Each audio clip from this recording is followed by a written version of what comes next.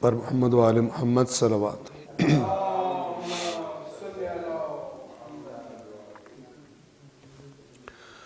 اعوذ باللہ من الشیطان الرجیم، بسم اللہ الرحمن الرحیم۔ الحمد للہ رب العالمین، والصلاة والسلام علی سید الانبیاء والمرسلین وعلی اہل بیتہ الطیبین الطاہرین وصحبہ المنتجبین۔ گزشتہ درس میں ہم نے قرآن کریم کے تیسرے جز میں سورۃ البقرہ آیت نمبر 267 267 تک تمام کیا تھا۔ آج انشاءاللہ ہم پہلے سورۃ البقرہ کی آیت نمبر 268 سے آگے چند آیات کی تلاوت کریں گے، اور اس کے بعد ان آیات کا ترجمہ اور وضاحت جس قدر ممکن ہوا آپ کی خدمت میں عرض کریں گے۔ صلوات پڑھیں محمد و آل محمد۔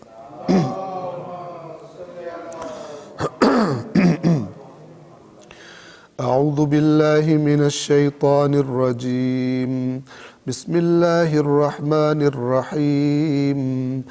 الشیطان یعدکم الفقر ویأمرکم بالفحشاء واللہ یعدکم مغفرة منہ وفضلا واللہ واسع علیم۔ یؤتی الحکمة من یشاء ومن یؤت الحکمة فقد اوتی خیرا کثیرا وما یذکر الا اولو الالباب۔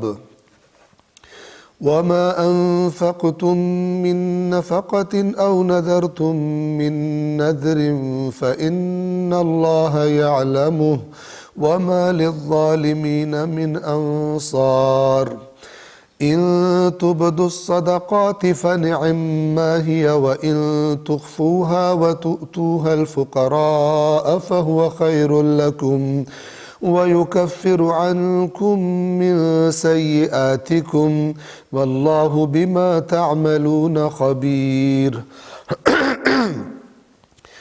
ليس عليك هداهم ولكن الله يهدي من يشاء وما تنفقوا من خير فلأنفسكم وما تنفقون إلا ابتغاء وجه الله وما تنفقوا من خير يوفى إليكم وأنتم لا تظلمون۔ للفقراء الذين أحصروا في سبيل الله لا يستطيعون ضربا في الأرض يحسبهم الجاهل أغنياء من التعفف تعرفهم بسيماهم لا يسألون الناس إلحافا وما تنفقوا من خير فإن الله به عليم۔ الذين ينفقون أموالهم بالليل والنهار سرا وعلانية فلهم أجرهم عند ربهم ولا خوف عليهم ولا هم يحزنون۔ صدق اللہ العلی العظیم۔ صلوات پڑھیں محمد و آل محمد۔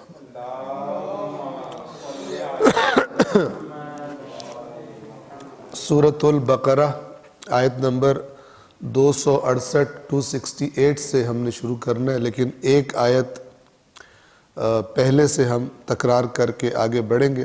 آپ کو یاد ہوگا ان آیات میں موضوع جو زیر بحث ہے وہ قرآن کریم کے اہم ترین موضوعات جو اللہ تبارک و تعالی نے قرآن میں اٹھائے ہیں ان میں سے ہے، یعنی انفاق، یعنی اللہ کی راہ میں خرچ کرنا۔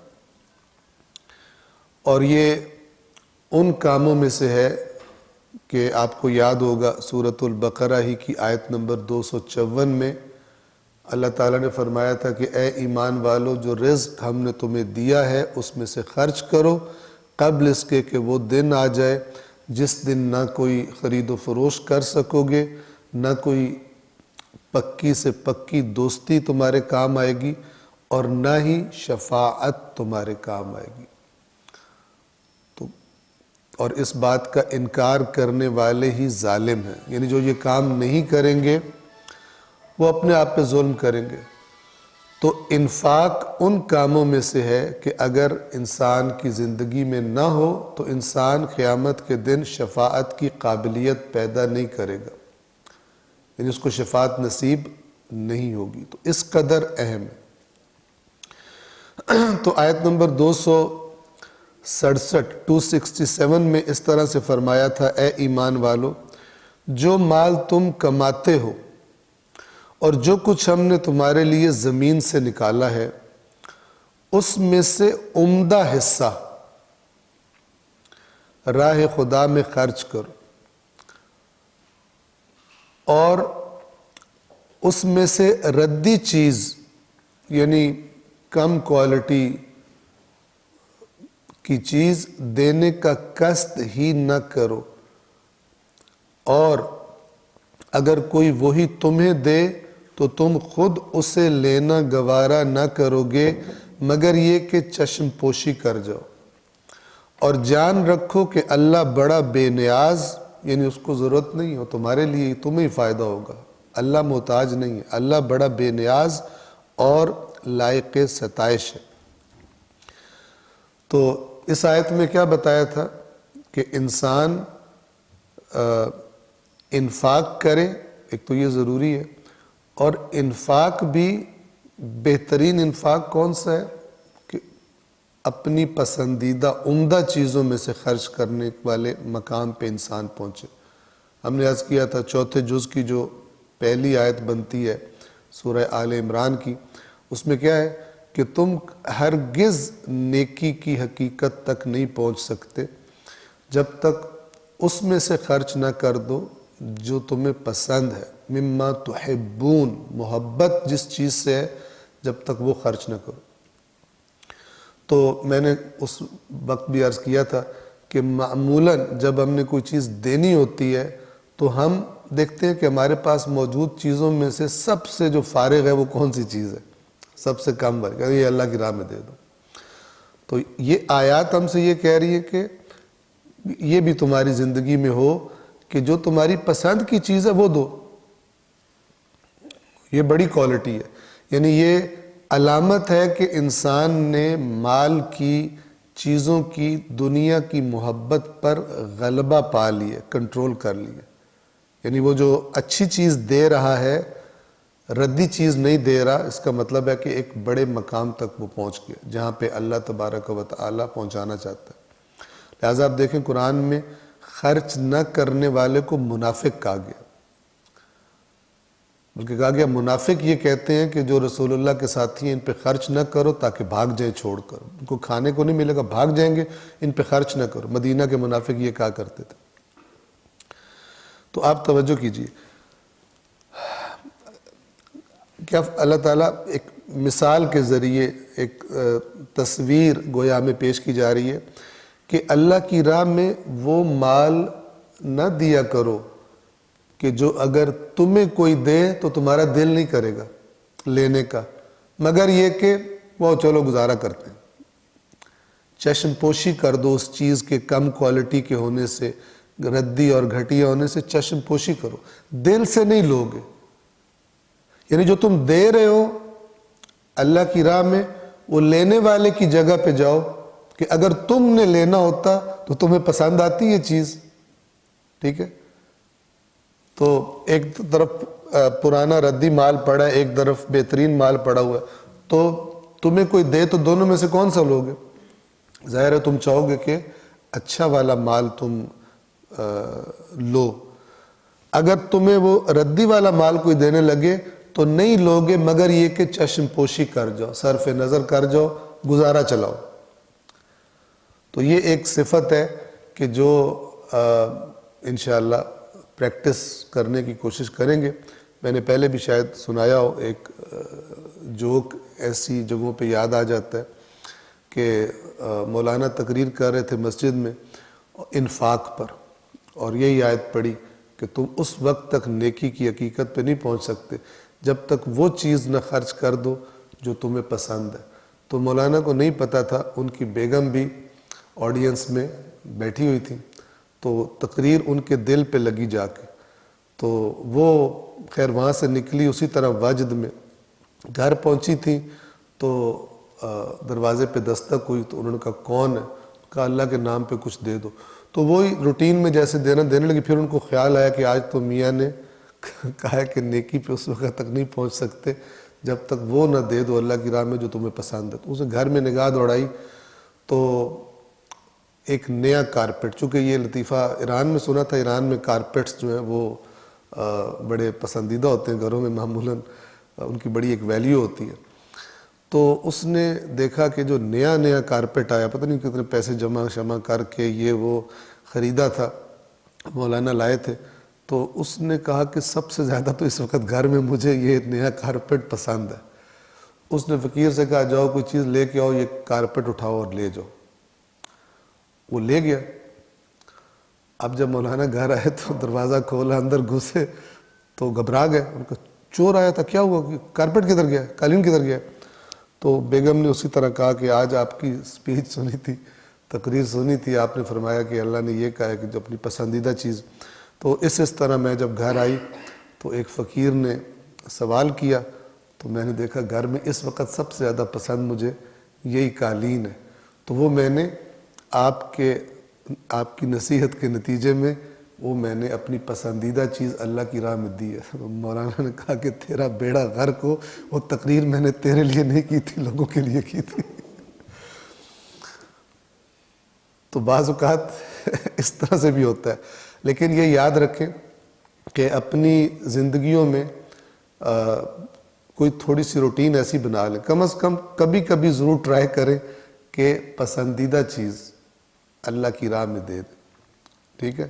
اس کی ایک چھوٹی سی شکل اور بھی ہوتی ہے جو آپ نے روایات سنی ہے کہ مومن وہ ہوتا ہے کہ جو اپنے لیے پسند کرتا ہے وہ اپنے مومن بھائی کے لیے بھی پسند کرے، ٹھیک ہے؟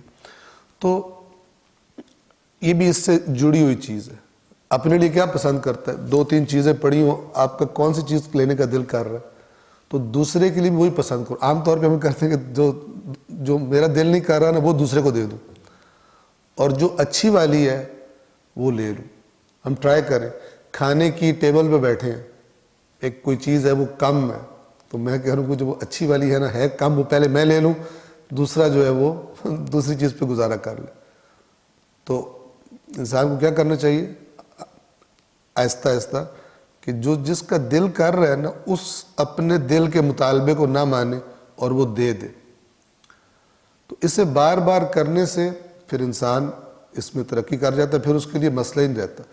پھر اللہ تبارک و تعالی اس کام کی ایک الگ سے اس کو لذت عطا کرتا ہے کہ جو اچھی چیز رکھ لینے میں جو اس کو لذت ملتی تھی اس سے زیادہ بڑی لذت ہوتی ہے اچھی چیز دے دینے میں۔ وہ بھی خدا عطا کرتا ہے لیکن اس کے لیے تھوڑی سیکریفائس کرنی پڑتی ہے، پہلے تھوڑا سا برداشت کرنا پڑتا ہے اور اس کام کو کرنا پڑتا ہے۔ ایک صلوات پڑھیں محمد و آل محمد۔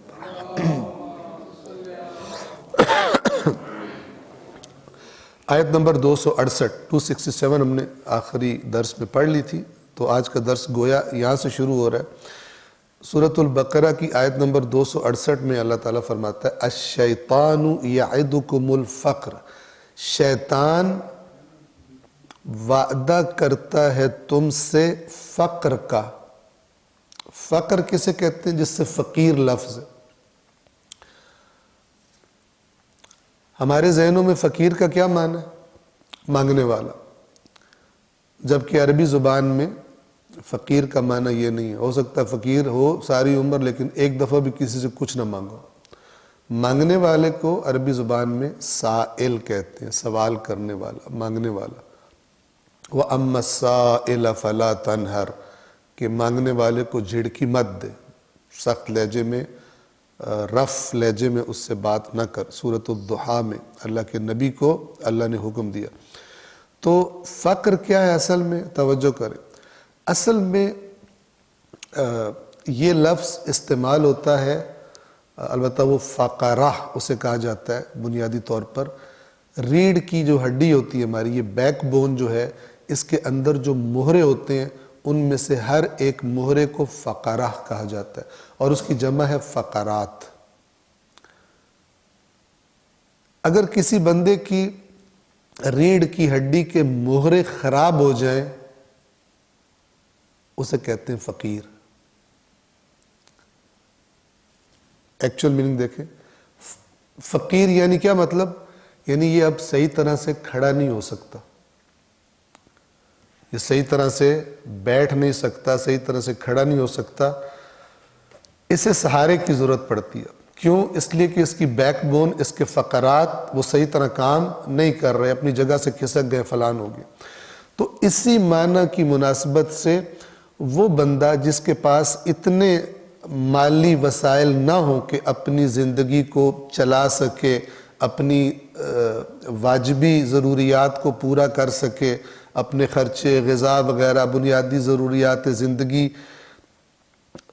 اس کے پاس اتنے وسائل نہ ہوں، اس کو کیا کہتے ہیں؟ فقیر۔ گویا کہ یہ کھڑا نہیں ہو سکتا، ٹھیک ہے نا؟ یہ لفظ ہم اردو میں استعمال کرتے ہیں نا، ماشاءاللہ اب ہمارا بیٹا اپنے پاؤں پہ کھڑا ہو گیا۔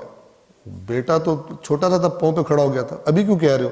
یعنی مالی طور پہ اس کی جاب لگ گئی ہے یا وہ بزنس کرنے لگا ہے تو اب وہ اپنے پاؤں پر کھڑا ہے۔ اس اعتبار سے جو بچہ ڈیپینڈنٹ ہے والدین پہ وہ بھی فقیر ہی ہے، کیونکہ خود اپنی زندگی مالی اعتبار سے نہیں چلا سکتا۔ یہ ہے فقیر کا اصل معنی۔ اصل معنی وہ کمر کے مورے ٹوٹنے سے ہے یا کھسک جانے سے، کھڑا نہ ہو سکنا۔ پھر مالی طور پر جو ویک ہو، اپنے پاؤں پہ نہیں کھڑا ہوا، زندگی نہیں اپنی چلا سکتا، سہارے کی ضرورت ہے، اس کو فقیر کہتے ہیں۔ الشیطان یعدکم الفقر، اللہ تعالیٰ فرما رہا ہے، انفاق کا موضوع چل رہا ہے۔ اب ایک اور پہلو کہ جب تم انفاق کا قصد کرتے ہو اللہ کی راہ میں تو فوراً شیطان کہتا ہے بھوکا ہو جائے گا، تو ساری دنیا کا ٹھیکہ تو نہیں تو نے اٹھائے گا۔ تو شیطان یہ وسوسہ کرتا ہے کہ تو خود کمزور ہو جائے گا تاکہ روکے۔ اللہ کی راہ میں خرچ کرنے سے روکنے کے لیے فقر کے وعدے کرتا ہے۔ فقر کے وعدے کرنا یعنی دکھاتا ہے کہ تو یہ کام کرے گا نا، تیری اپنی مالی حالت کمزور ہو جائے گی، فلان ہو جائے گا، مت کر مت کر مت کر۔ اور دوسری طرف سے وَيَأْمُرُكُمْ بِالْفَحْشَاءِ، اور تمہیں امر کرتا ہے بے حیائیوں کا، فحشاء کا۔ دونوں کا آپس میں کنیکشن ہے۔ یعنی جب تم اللہ کی راہ میں خرچ کرنے لگتے ہو تو کہتا ہے وہ مر جائے گا، بھوکا مر جائے گا، یہ ہو جائے، اس قسم کے خیال آنا شروع ہو جاتے ہیں۔ اور جب بے حیائیوں کا ٹائم آتا ہے کہتا ہے کر، کمایا کس لیے؟ خود نہیں موج کرنی تو کس کے لیے کمایا تم نے؟ ادھر سے روکتا ہے، ادھر سے کہتا ہے کرو، اس پہ لگاؤ، ٹھیک ہے؟ لہٰذا آپ کئی لوگوں کو دیکھتے ہیں کہ اللہ کی راہ میں بالکل خرچ نہیں کرتے، لیکن اگر کوئی گیدرنگ کریں، کوئی فنکشن کریں، کوئی جناب یہ کریں تو پانی کی طرح پیسہ بہا دیتے، ایسے کہ لوگ ان کو دیکھ کے ان کی آنکھیں کھلی رہ جاتی ہے، کتنا پیسے والا۔ شادی کرتے ہیں تو دنیا دیکھتی، بچے کی برتھ ڈے کرتے ہیں تو دنیا دیکھتی، فلان کرتے ہیں دنیا دیکھتی ہے، لیکن اللہ کی راہ میں خرچ کرتے وقت بریک پہ پہنچ جاتے۔ ہم نے ٹھیکہ تو نہیں اٹھایا سب کا۔ تو یہ انفاق سے روکنا اور بے حیائیوں میں کہنا کرو، اس پہ پیسہ لگ جائے کچھ نہیں ہوتا، اپنے پہ نہیں لگے گا تو کس پہ لگے گا؟ کمایا کس لیے تھا؟ یہ شیطان کا کام ہے۔ الشیطان یعدکم الفقر، شیطان تم سے وعدے کرتا ہے فقر کے، یعنی فقیر ہو جاؤ گے، پکی بات ہے بھوکے ہو جاؤ گے اگر یہ کام کرو گے تو۔ وَيَأْمُرُكُمْ بِالْفَحْشَاءِ، اور تمہیں امر کرتا ہے فحشاء کا، بے حیائیوں کا۔ اس کے مقابلے میں اللہ تبارک و تعالی اپنی آفر دے رہا ہے، وَاللَّهُ يَعِدُكُمْ مَغْفِرَةً مِّنْهُ وَفَضْلًا، اور اللہ تم سے وعدہ کرتا ہے دو چیزوں کا۔ کیا؟ ایک تو مغفرت کرے گا تمہاری، یعنی یہ جو انفاق ہے ابھی اگلی آیات میں مزید واضح کریں گے کس طرح. اگر تم اللہ کی راہ میں خرچ کرو گے تو پہلی چیز کیا ہے؟ تمہارے گناہوں کی مغفرت کا سبب بنے گا. وَفَضْلًا، اور اللہ جو ہے جو تم خرچ کرو گے اس سے زیادہ دے گا. فضل کسے کہتے ہیں؟ یہ فضیلت کا جو ہم لفظ بولتے ہیں اس کا معنی کیا ہوتا ہے کہ فلان کو مثلا علم میں فلان پر فضیلت حاصل ہے، یعنی اس کے پاس زیادہ ہے. فضل کہتے ہیں اصل میں زیادہ کو. فضیلت یعنی کسی چیز کا زیادہ ہونا.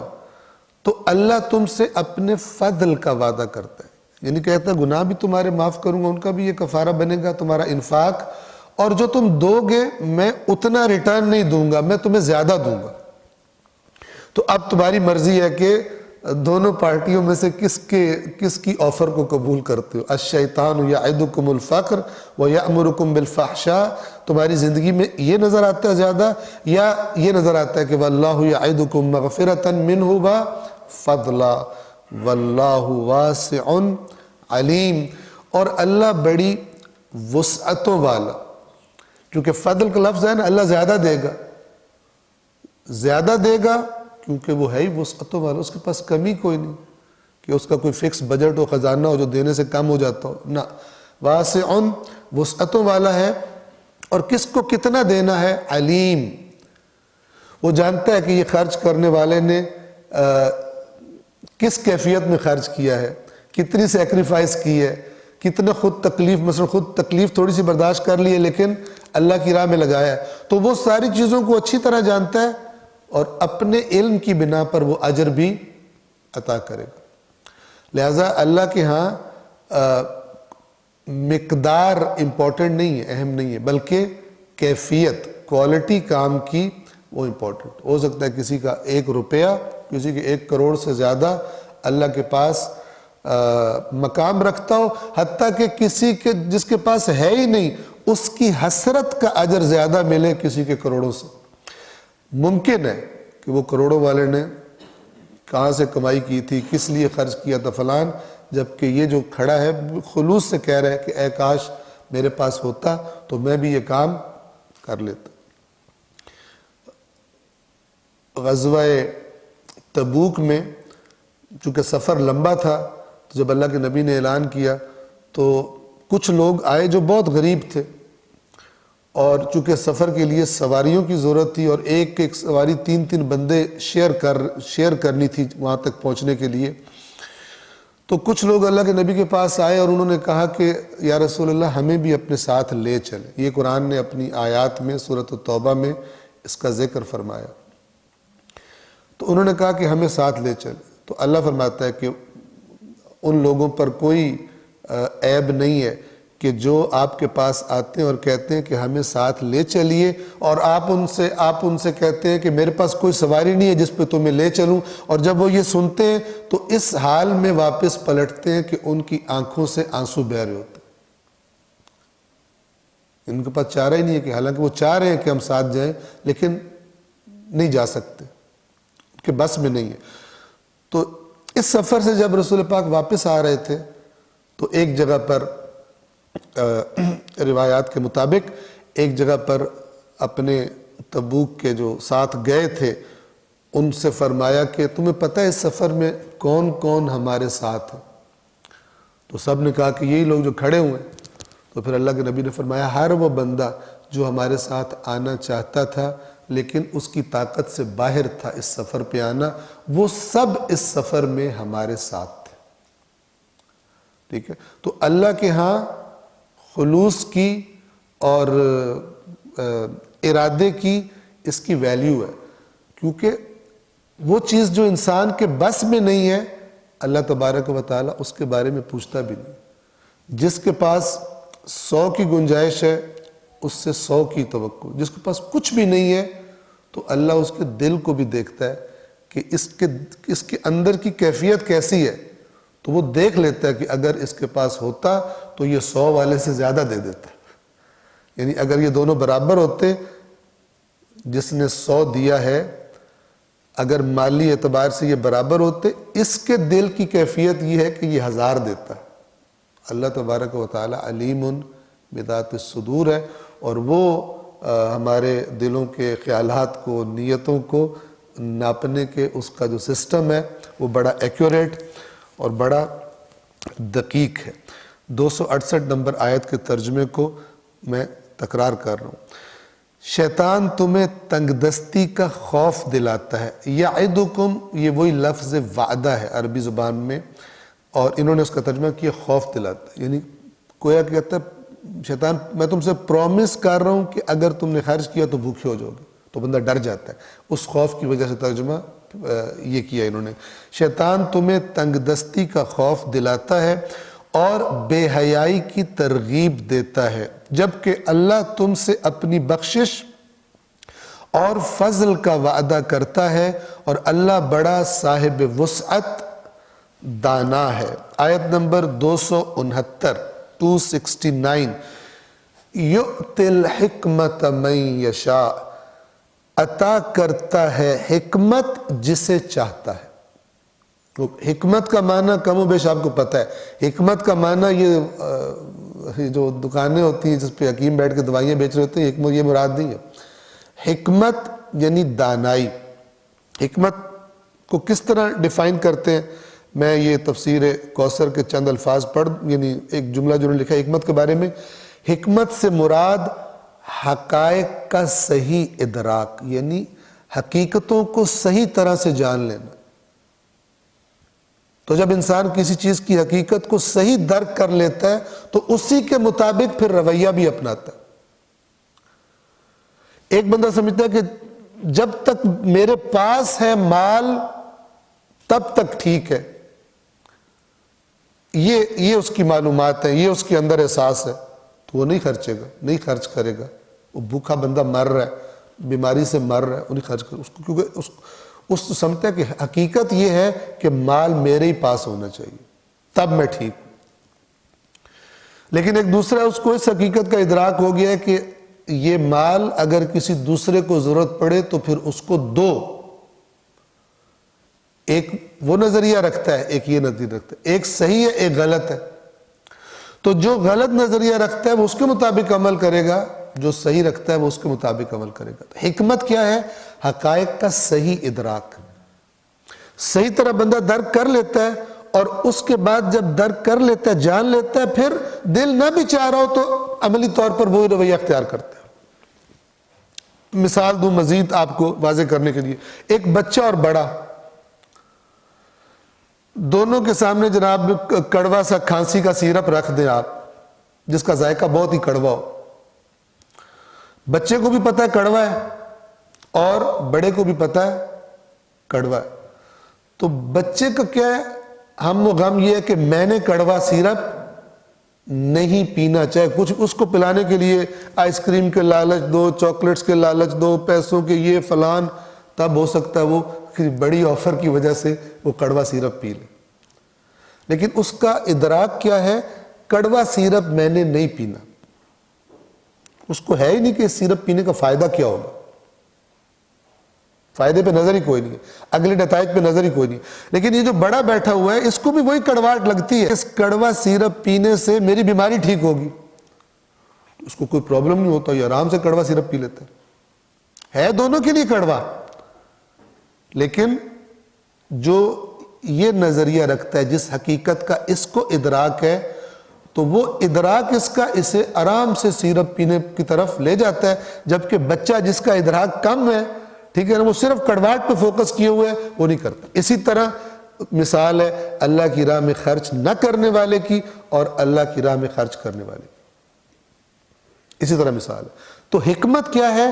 حقیقت کا صحیح ادراک، کہ مجھے حقیقت کا پتہ چل گیا کہ اصل میں ہے کیا، پورا معاملہ ہے کیا، اب میرا رویہ اس کے مطابق ہوگا۔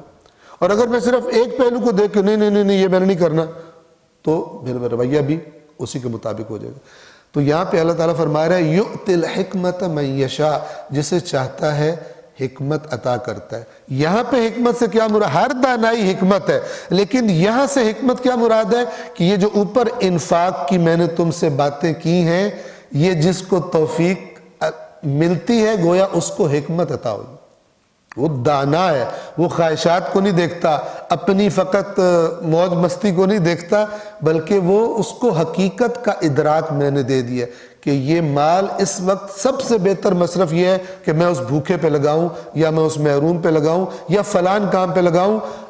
خود پر لگانے سے زیادہ بہتر ہے مثلا وہاں پہ لگا دوں، یا اتنا خود پہ لگاؤں باقی اس کام پہ لگا دوں، اللہ کی راہ میں خرچ کرو۔ یؤتی الحکمت من یشاء، جسے چاہتا ہے حکمت عطا کرتا ہے، ومن یؤت الحکمت، اور جس کو حکمت عطا ہو گئی۔ دوبارہ کہہ رہا ہوں، یہاں پہ کیا مراد ہے؟ کانٹیکسٹ کو رکھتے ہوئے، سیاق و سباق کو ذہن میں رکھتے ہوئے، یہاں حکمت سے مراد کون سی دانائی ہے؟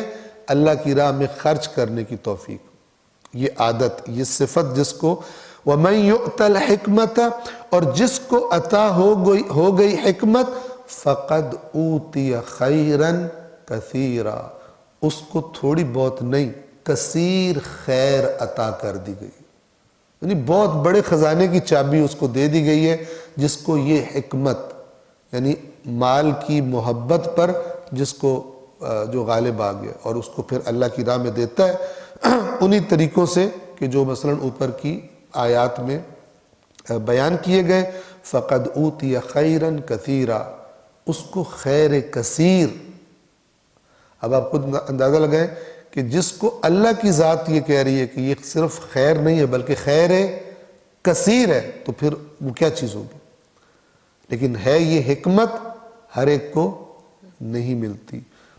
اور آیت کے اختتامی الفاظ دیکھیں، وَمَا يَذَّكَّرُ إِلَّا أُولُو الْأَلْبَابِ، اس میں جواب ہے کہ شروع کی بات سن کے وہ کہے اچھا یہ تو پھر اللہ جس کو چاہتا ہے عطا کرتا ہے، پھر ہمارا تو بیچ میں کوئی کمال نہیں، جو انفاق کر رہا ہے اس سے بھی کوئی کمال نہیں، وہ اللہ نے عطا کر دیا، اور جو نہیں کر رہا اس کا کوئی قصور کوئی نہیں، جو اللہ نے اس کو نہیں عطا کیا، چونکہ خود ہی تو فرمایا یؤتی الحکمۃ من یشاء، جسے چاہتا ہے حکمت عطا کرتا ہے۔ تو وہ جو سوال پیدا ہو سکتا ہے اس کا یہ آخری جملے میں جواب ہے کہ کس کو یہ حکمت عطا ہوتی ہے، اللہ کی مشیت اس حکمت عطا کرنے کی کس کا انتخاب کرتی ہے؟ فرمایا وَمَا يَذَّكَّرُ إِلَّا أُولُو الْأَلْبَابِ، اور نصیحت قبول نہیں کرتے سوائے خالص عقلوں والے۔ یعنی جب وہ کسی چیز کو، کسی موضوع کا مشاہدہ کر رہے ہوتے ہیں، اس کو دیکھ رہے ہوتے ہیں، اینالائز کر رہے ہوتے ہیں، تو اپنی عقل میں اپنی خواہشات کی ملاوٹ نہیں ہونے دیتے، ان کو سائڈ پہ رکھ دیتے۔ میں کیا چاہتا ہوں سائڈ پہ ہو جاؤ۔ پیور عقل کو کہتے ہیں لب۔ ویسے لب کی جمع ہے الباب۔ لب کسے کہتے ہیں؟ کسی بھی چیز کے خالص اس کے مغز کو، اس کے ہم اردو میں لب لباب بھی کہہ دیتے ہیں، ٹھیک ہے نا، اس کو جیسے بادام کا مغز ہوتا ہے اسے لب کہتے ہیں، بادام کا مثلا عربی میں لب وہ خالص چیز ہوتی ہے۔ تو عقل کو کب لب کہا جائے گا؟ جب عقل میں کسی دوسری چیز کی ملاوٹ نہیں ہوگی۔ مثلا میری عقل پیور ہو، میں کسی تعلق کا، کسی رشتے کا، اپنی کسی خواہش کا، کسی چیز کا لحاظ نہ رکھوں، پیور کر کے عقل کو کسی موضوع کو اپنے سامنے رکھوں، تو پھر مجھے فیصلہ بھی وہ پیور عقل دے گی۔ ورنہ بعض اوقات کیا ہوتا ہے کہ عقل کہہ رہی ہوتی ہے مت کر، لیکن خواہش کہتی ہے کرنا ہے۔ یہ جو مثلا نشہ کرتے ہیں، اگر سوچتے ہوں گے نا یہ جو میں نشہ کر رہا ہوں اس کا انجام کیا ہے، تو دیکھتے ہیں وہ مر گیا، اسپتال پہنچ گیا، یہ ہو گیا، فلان ہو گیا، دیکھ رہے ہوتے ہیں۔ خواہش کہتی ہے کوئی بات نہیں، فی الحال انجوائے کرو، اتنا مزہ آتا ہے، تو وہ اپنی عقل کی بات کو پیچھے کر دیتا ہے، اور خواہش اس کو گویا کہ پریشر ڈال کر اپنی بات اس سے منوا لیتی۔ تو وہ عقلیں جو خواہشوں کی غلام ہوتی ہیں، وہ عقلیں جو خواہشوں کی غلام ہوتی ہیں، وہ عقلیں پھر غلط کاموں میں استعمال ہوتی رہتی ہیں۔ چونکہ یہ تو آپ کو ایک صلاحیت ملی ہے نا، اس کو اچھے کاموں میں استعمال کرنا شروع کر دو، اس کو مکاریوں میں، فراڈ کرنے میں استعمال کرنا شروع کر دو، تو استعمال کرنا آپ کی مرضی ہے۔ تو اللہ تعالیٰ فرما رہا ہے کہ یہ حکمت اللہ جسے چاہتا ہے عطا کرتا ہے، اور جسے حکمت عطا ہوئی اس کو خیر کثیر عطا ہوئی۔ سوال تو کس کو اللہ عطا کرتا ہے؟ اولو الالباب کو، جو ان باتوں کو اپنے نظریات، اپنی خواہشات کو سائڈ پہ رکھ کے خالص عقل سے ان کو دیکھتے ہیں، غور کرتے ہیں تو پھر ان کو بات سمجھ میں بھی آ جاتی ہے، وہ خواہش کو پھر نہیں آنے دیتے آڑے، کہتے نہیں میں نے یہ کام کرنا ہے۔ وَمَا يَذَّكَّرُ إِلَّا أُولُو الْأَلْبَابِ، اور نہیں نصیحت قبول کرتے الا سوائے کن کے؟ اولو الالباب، صاحبان عقل۔ عام طور پہ ترجمہ انہوں نے بھی کیا ہوا صاحبان عقل، لیکن قرآن میں خود عقل کا لفظ آیا ہوا ہے، تعقلون یا عقلون کتنی دفعہ آیا ہوا ہے، تو یہ لفظ اس کا اصل معنی کیا ہے؟ پیور عقل، خالص عقل۔ تو 269 نمبر آیت کا ترجمہ میں ریپیٹ کر رہا ہوں، وہ جسے چاہتا ہے حکمت عطا فرماتا ہے، اور جسے حکمت دی جائے گویا اسے خیر کثیر دیا گیا ہے، اور صاحبان عقل ہی نصیحت قبول کرتے ہیں، یعنی انہی کو ہی ہم یہ حکمت عطا کرتے ہیں، یہ اللہ تعالیٰ کہنا چاہ رہا ہے۔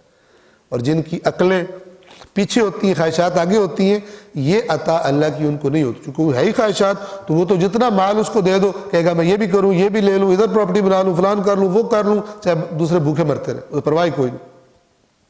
میں، میرا گھر، میرے بھی، اپنے تک، یعنی جتنی ایک جانور کی اپروچ ہوتی ہے، جانور کیا کرتا ہے؟ وہ بھی ایک گھونسلہ بناتا ہے، اپنا سوراخ، وہ بل بناتا ہے، گھر بناتا ہے، پھر جناب وہاں پر اس کی جو بیگم ہوتی ہے وہ مثلا وہاں پہ افزائش نسل ہوتی ہے، تو یہ اس رینج تک رہنا یہ جانوروں میں اور انسان میں کامن ہے۔ اس سے جب آگے نکلتا ہے تب انسان بنتا ہے، اس جانور والی سٹیج سے آگے نکلتا ہے۔ یہ کب نکلتا ہے؟ جب وہ جو اللہ نے جو چیز دے کر اسے حیوانوں سے ممتاز کیا تھا باقی حیوانات سے، ورنہ انسان بھی حیوان ہی ہے، اپنی جسمانی ضروریات کے اعتبار سے حیوان جیسا، تو کب نکلتا ہے اس حیوان سے آگے؟ جب اپنی عقل کو صحیح کام میں لاتا ہے، تب وہ حقیقت میں انسان بنتا ہے۔ اور وہ جسے چاہتا ہے حکمت عطا فرماتا ہے، اور جسے حکمت دی جائے گویا اسے خیر کثیر دیا گیا ہے، اور صاحبان عقل ہی نصیحت قبول کرتے ہیں۔ صلوات پڑھیں محمد و آل محمد۔ آیت نمبر 270، وَمَا أَنفَقْتُم مِّن نَفَقَةٍ او نذرتم من نذر فإن اللہ یعلمہ، اور جو بھی تم کوئی انفاق کرتے ہو، اب یہاں پہ یہ جو لفظ آیا ہے نا نفقہ، یہ وہی ہے جو عام طور پہ شوہر بیوی کے معاملات میں نان نفقہ جسے ہم کہتے ہیں، اصل میں لفظ کیا ہے؟ نفقہ، فے پر زبر ہے، نفقہ ہم اردو میں بولتے ہیں تو غلط پروننسیشن ہے اس کا، نفقہ، ٹھیک ہے؟ تو ایک ہمارے دوست تھے، ان سے اسی طرح جس نے یہ عربی تھوڑی بہت پڑھی ہوئی تھی، تو وہ ہر وقت لوگوں کو اسی طرح تنگ کرتے تھے۔ ایک بھائی سے پوچھا کہ تمہارا نام کیا ہے؟ اس نے کہا جی شفقت۔ اب وہ جو شفقت تھا نا وہ پی ایچ ڈی ویسے ڈاکٹریٹ کیا ہوا تھا، اس نے کہا میرا نام شفقت ہے، اس نے کہا غلط، تمہارا نام ہے شفقت۔ تو اس نے کہا جی ہوگا، میں تو شروع سے شفقت ہی سنا، میں جو تمہیں کہہ رہا ہوں نا تمہارا نام شفقت ہے۔ اسی طرح یہ نفقہ نہیں ہے بلکہ نفقہ ہے، ایکچولی یہ لفظ ہے۔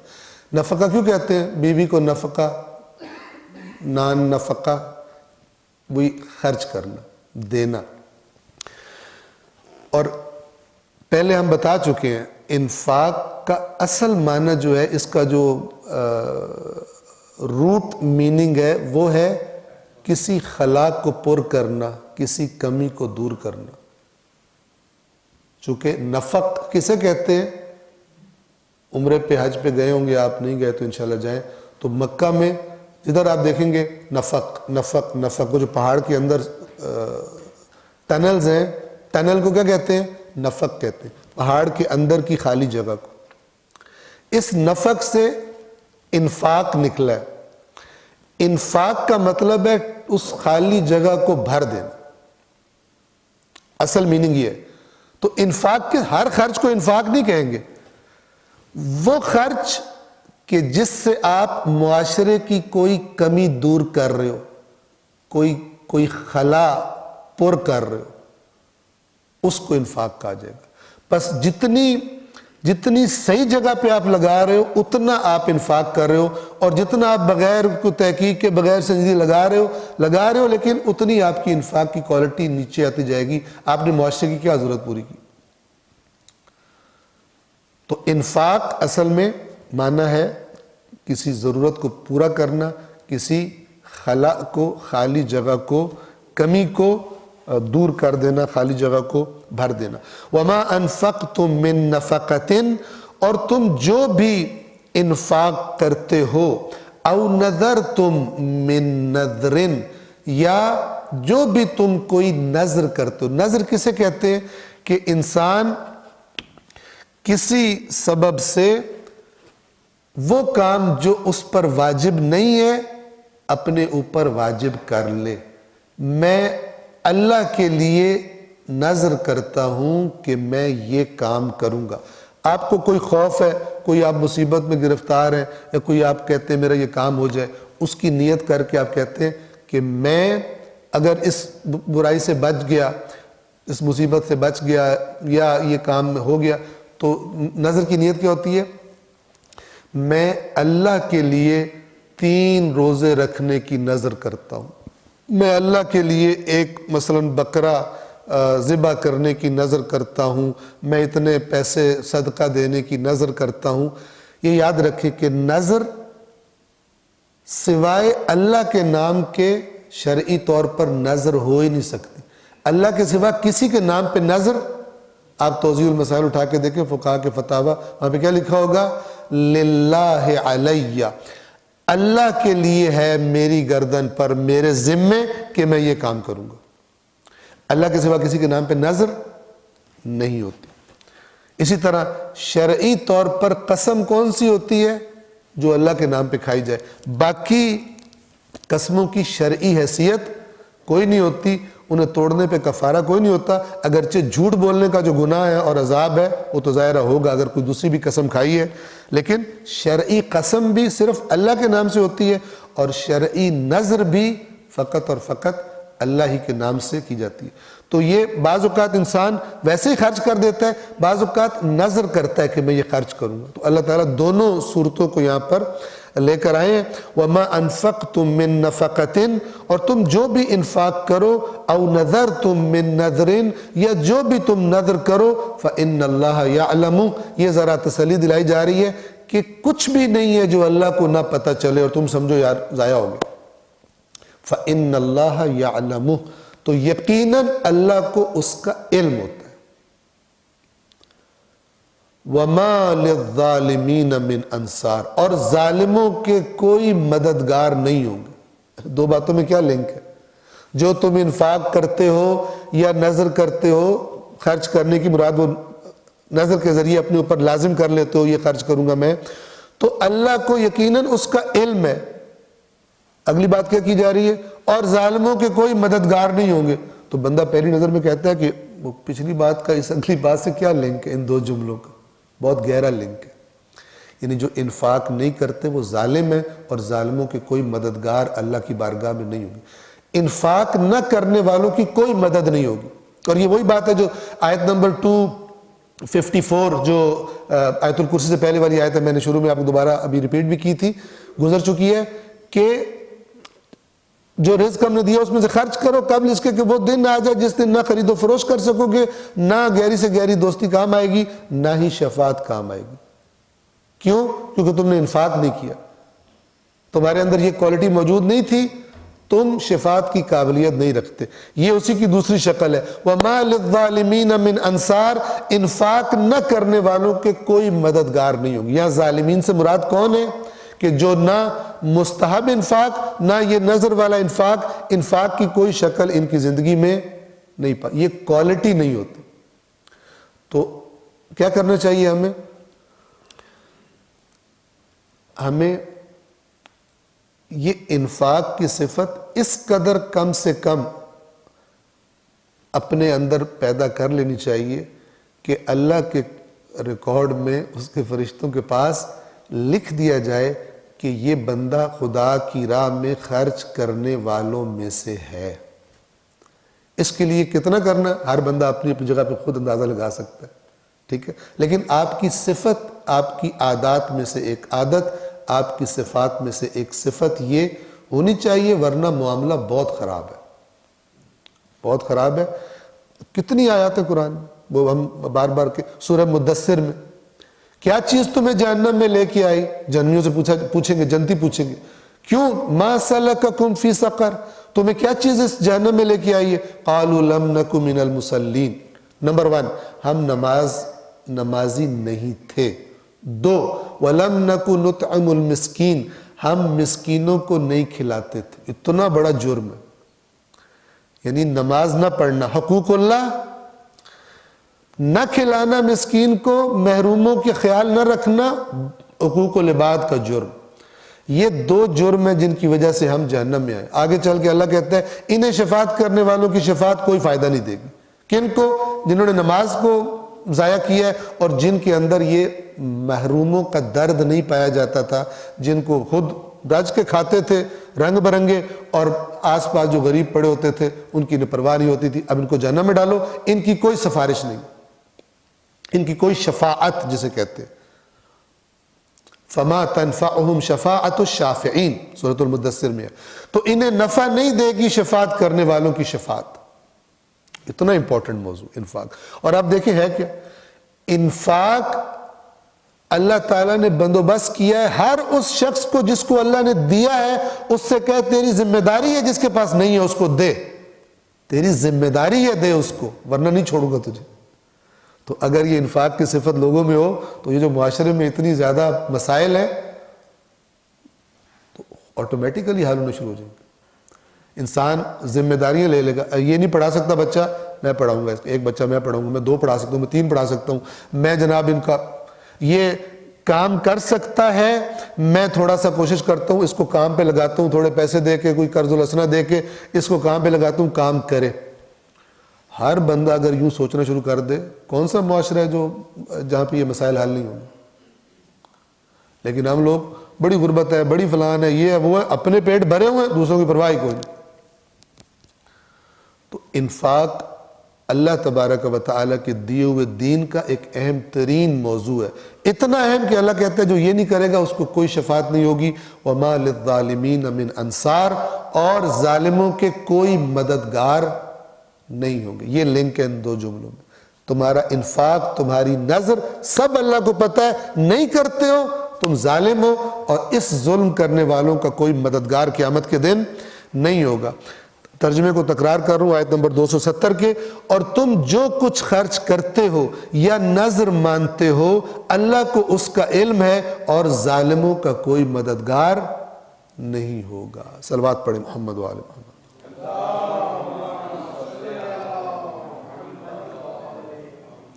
ایک مرتبہ پھر صلوات پڑھیے محمد۔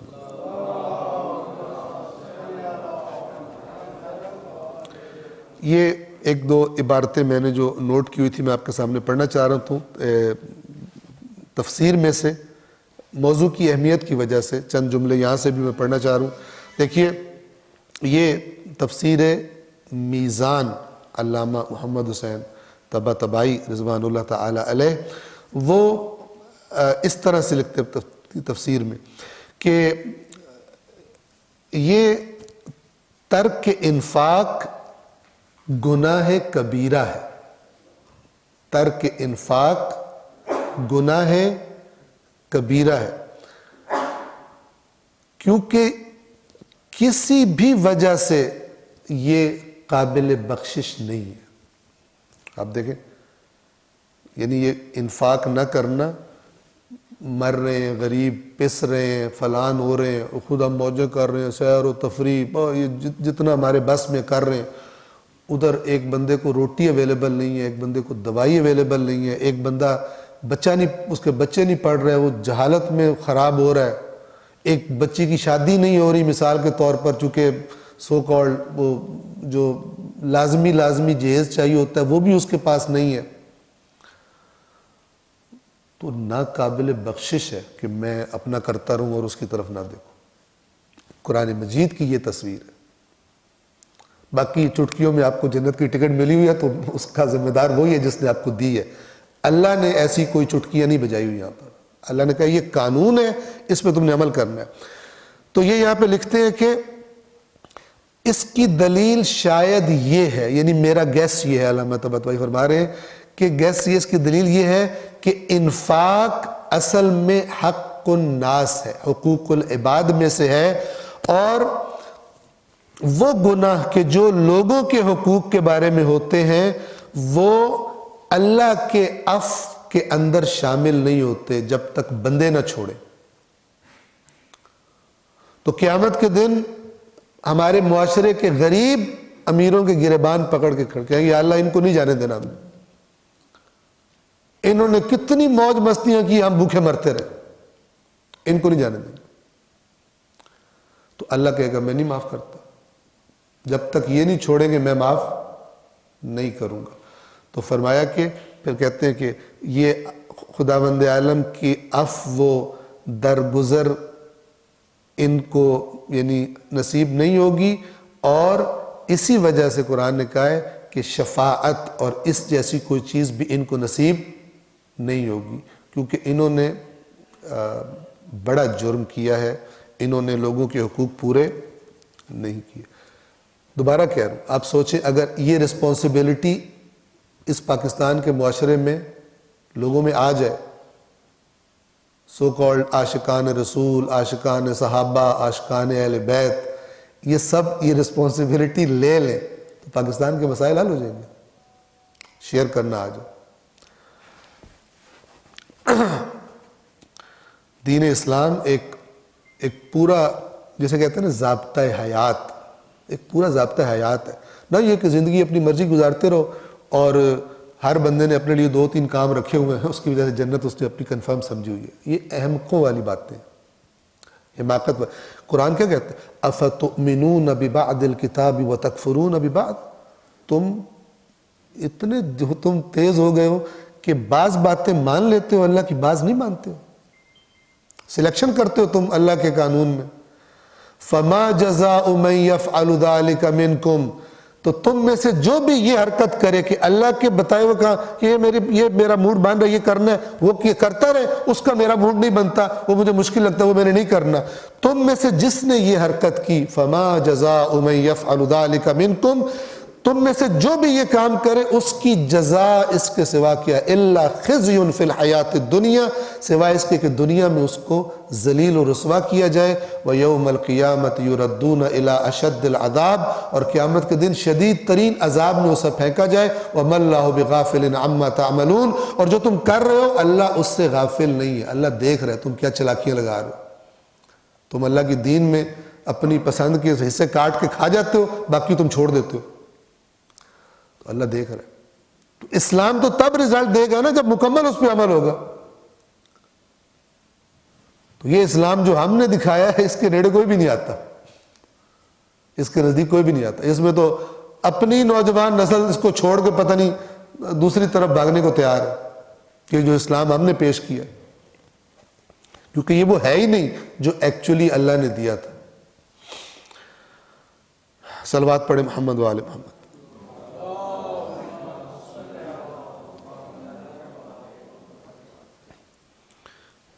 آیت نمبر 271 آج کے لیے غالباً یہ آخری آیت ہوگی۔ اب اس آیت میں 2 طریقے ڈسکس کیے گئے انفاق کے، ایک ہے دکھا کر لوگوں کے سامنے اور ایک چھپا کر، دونوں کے اپنے اپنی مصلحتیں، کبھی دکھا کے خرچ کرنا بہتر ہوتا ہے اور کبھی چھپا کے خرچ کرنا بہتر ہوتا ہے۔ ہم کئی بار اس کی مثال دے چکے ہیں، سادہ سی مثال، مثلا اگر میں دیکھتا ہوں کہ فلان شخص کا ایک مسئلہ ہے، لیکن میں دیکھتا ہوں کہ اس کو جتنی ضرورت ہے میرے پاس اتنا نہیں ہے، میری اتنی گنجائش نہیں ہے، تو میں کیا کرتا ہوں، میں کہتا ہوں کہ میرا دوستوں کا گروپ ہے ایک، آج رات کو جب گپ شپ کے لیے بیٹھیں گے تو میں یہ موضوع وہاں چھیڑوں گا اور کہوں گا یار ایک بندے کو ضرورت ہے، میری طرف سے 50,000۔ جب میرے دوست دیکھیں گے تو کچھ نہ کچھ تو نکالیں گے جیبوں سے، دوست جو ہیں میرے پہ ٹرسٹ کرتے ہیں کہ میں کوئی فراڈیا نہیں ہوں اور واقعاً کوئی بندہ مسئلے پرابلم میں ہے تو وہ دیں گے. ابھی ہم نے کئی دفعہ دیکھا ہے جو پرانے ہمارے جہاں ہم پڑھتے تھے کالج کے گروپس ہیں تو اسکول کا ہے کالج کا گروپ ہے دو الگ الگ.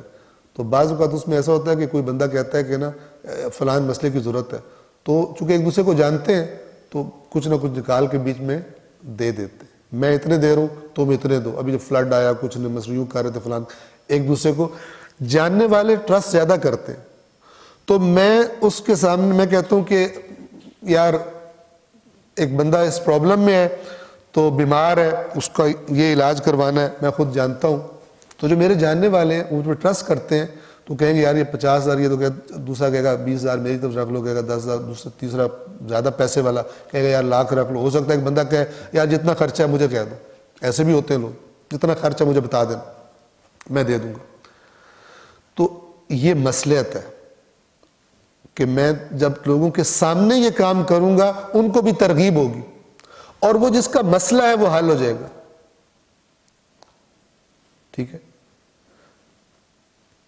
لیکن ایک دفعہ ہے کہ میں خود ہی کر سکتا ہوں, اتنا بڑا مسئلہ نہیں ہے, میری اپنی اتنی حیثیت ہے کہ میں خود ہی کر سکتا ہوں. وہاں پہ کیا کرنا چاہیے, وہاں پر کوشش کریں کہ جیسے کہا جاتا ہے نا اگر دائیں ہاتھ دے تو بائیں کو بھی پتہ ہے, وہاں پھر اپنے آپ کو کنٹرول کریں اور اس طرح کریں کہ سوائے اللہ کے اس کو بھی نہ پتہ, مثال اس کو بھی نہ پتہ چلے جس کو آپ دے رہے ہیں. بہت سخت ہے, بہت سخت ہے. پتہ نہیں میں نے آپ کو یہاں سنایا یا نہیں سنایا, بندہ جو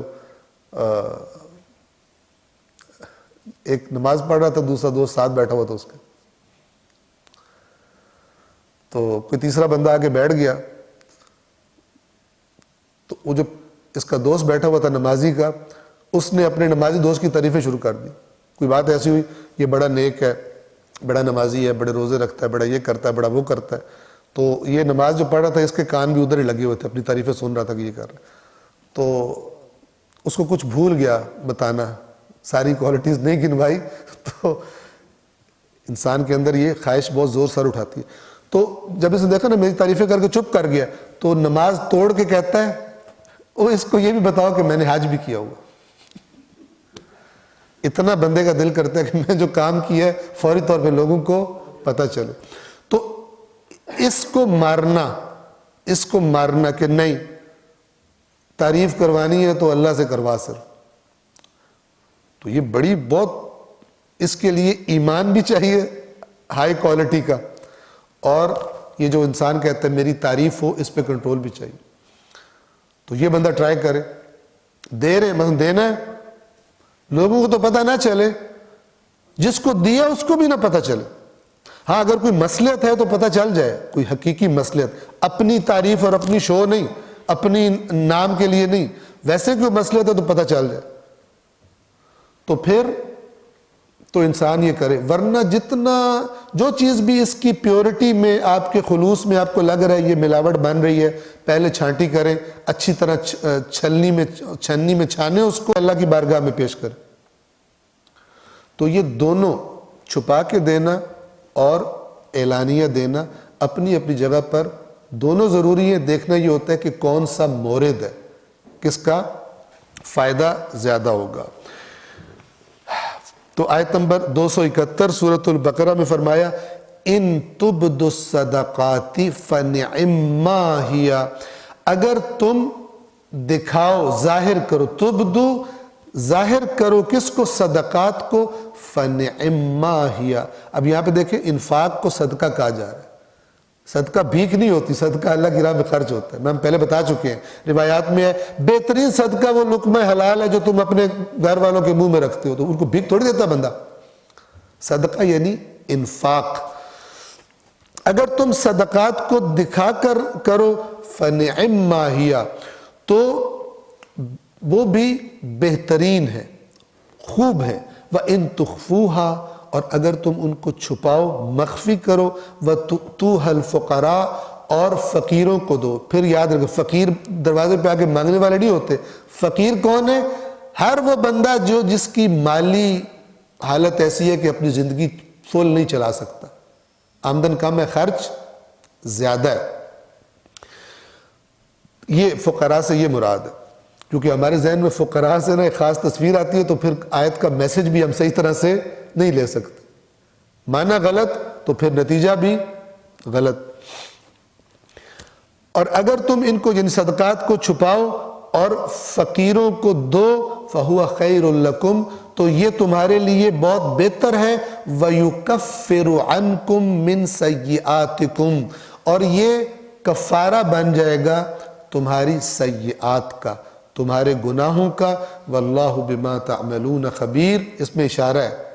کیوں دکھا کے دے رہے ہو, کیوں چھپا کے دے رہے ہو؟ اللہ کو خوب خبر ہے. اللہ کو تمہارے اعمال کی بڑی اچھی طرح سے خبر ہے. اس آیت کا ترجمہ ریپیٹ کر رہا ہوں, سورۃ البقرہ آیت نمبر 271.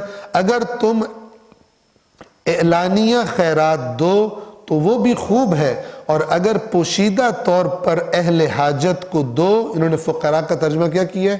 اہل حاجت کو دو. یہ جو محتاج کہتے ہیں نا, یہ محتاج کا لفظ بھی حاجت سے ہی ہے. اور اگر پوشیدہ طور پر اہل حاجت کو دو تو یہ تمہارے حق میں زیادہ بہتر ہے, اور یہ تمہارے کچھ گناہوں کا کفارہ ہوگا, اور اللہ تمہارے اعمال سے خوب باخبر ہے. صلوات پڑھیں محمد وآل محمد. تو سورۃ البقرہ کی آیت نمبر 271 پر ہم آج کے اس درس کو تمام کر رہے ہیں. اللہ تبارک و تعالی نے توفیق دی تو اگلے سیٹرڈے کو انشاءاللہ یہیں سے آگے جاری رکھیں گے.